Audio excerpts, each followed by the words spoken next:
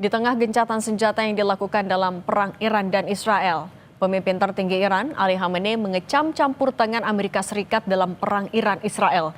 Tak hanya itu, Menteri Pertahanan Iran mengunjungi Tiongkok untuk melihat sejumlah alat perang Tiongkok. Apa arti dari manuver Iran ini? Kita bahas bersama dosen hubungan internasional UNPAD dan Universitas Presiden Teguh Reza Shah. Pak Reza, selamat petang. Selamat sore, selamat petang, salam Indonesia. Salam Indonesia.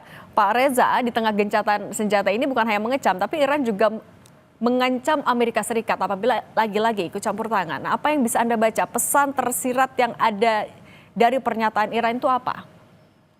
Ya, pertama Amerika Serikat adalah pihak yang menyerang Iran ya.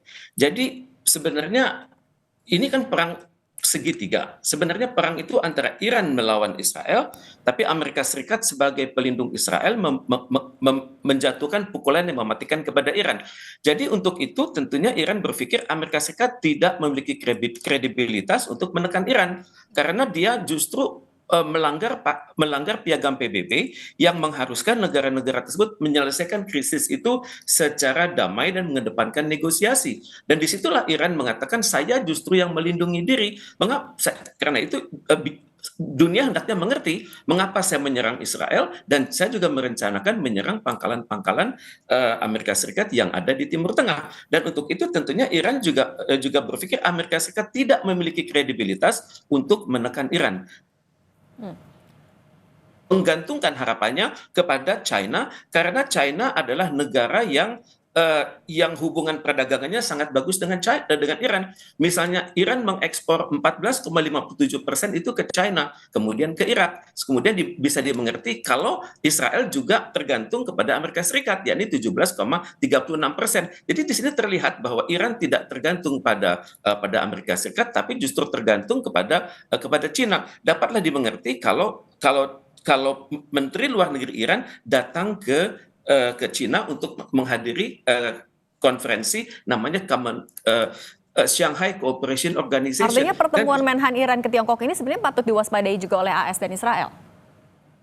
Uh, Tampaknya ini adalah pesan yang Iran ingin kirimkan kepada Amerika Serikat dan Israel ya. Walaupun ini hanya sebatas menunjukkan interest, mungkin akan ada MOU, tapi kan untuk mendatangkan suatu produk itu kan memerlukan persyaratan panjang. Dan memang yang dikhawatirkan oleh Amerika Serikat dan Israel adalah kalau China menyetujui pembelian senjata dari Iran, maka itu kedatangannya tidak lama-lama, tidak perlu seperti di Amerika Serikat, konsultasi dulu dengan lembaga-lembaga legislatif, kemudian di kalangan pemerintah Amerika Serikat biasanya sendiri ada perbedaan persepsi, kemudian juga ada lama barang itu datang. Tapi kalau Cina sama juga dengan Rusia, apa yang dibeli oleh Iran itu bisa datang dengan relatif lebih cepat. Pak Reza, tapi artinya kalau juga mempertimbangkan manuver yang dilakukan oleh masing-masing negara, akankah gencatan senjata ini akan bisa berlangsung lama? Uh, Gencatan senjata ini dapat dikatakan itu sungsang dari awal ya, karena tidak dipikirkan secara sistematis. Amerika Serikat kan sangat ingin gencatan senjata itu cepat, karena ini merupakan pelarian dari konflik di dalam negeri yang saat ini sedang tinggi. Kalau kita perhatikan di media massa, itu aksi demo yang justru mendukung Palestina itu semakin banyak. Juga Amerika Serikat sedang tidak ramah dengan internal di dalam negerinya sendiri, dengan Senat. Presiden Donald Trump sedang tidak akur, kemudian juga dengan Elon Musk juga tidak akur, kemudian dengan pimpinan lembaga intelijen nasional juga tidak akur. Tampaknya pemboman yang dilakukan kepada Iran tersebut dapat diibaratkan sebagai mengambil kesempatan di tengah kesempitan. Jadi untuk itu saya pikir tidak akan berjalan lama. Juga bagi Iran dan Israel, permusuhan mereka itu sudah sangat lama. Iran mengkhawatirkan suatu prospek Israel Raya yang membentang hingga Sungai Efrat dan Sungai Tigris. Kemudian juga Israel mengkhawatirkan Iran hanya Iran yang berpotensi untuk mengalahkan Israel saat ini. Nah, Pak Dan juga Reza, Iran sedang tinggi motivasinya, siap. kondisi di dalam negeri Amerika Serikat inikah yang juga jadi alasan kenapa Trump mengklaimnya akan melakukan pertemuan delegasi dengan Iran pekan depan, padahal juga Iran membantah soal itu. Betul, tidak ada konsultasi antara Iran dan Amerika Serikat saat ini.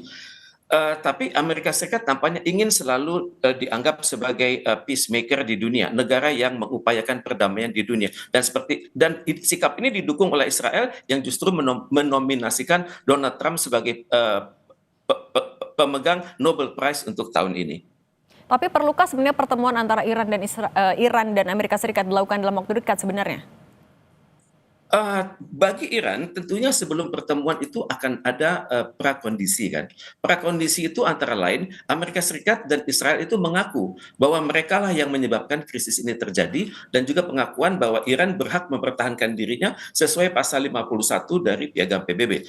Kemudian dalam pandangan saya, Iran juga akan berpikir bahwa apapun perjanjian dengan Amerika Serikat nanti, perjanjian damai harus melibatkan potensi dari Palestina untuk menjadi negara yang merdeka, berdaulat dan bersatu, dan selanjutnya juga negara ini akan hidup berdampingan dengan Israel. Walaupun sikap ini masih dipertentangkan di sebagian masyarakat Iran, tapi tampaknya disetujui oleh mayoritas negara-negara di Timur Tengah.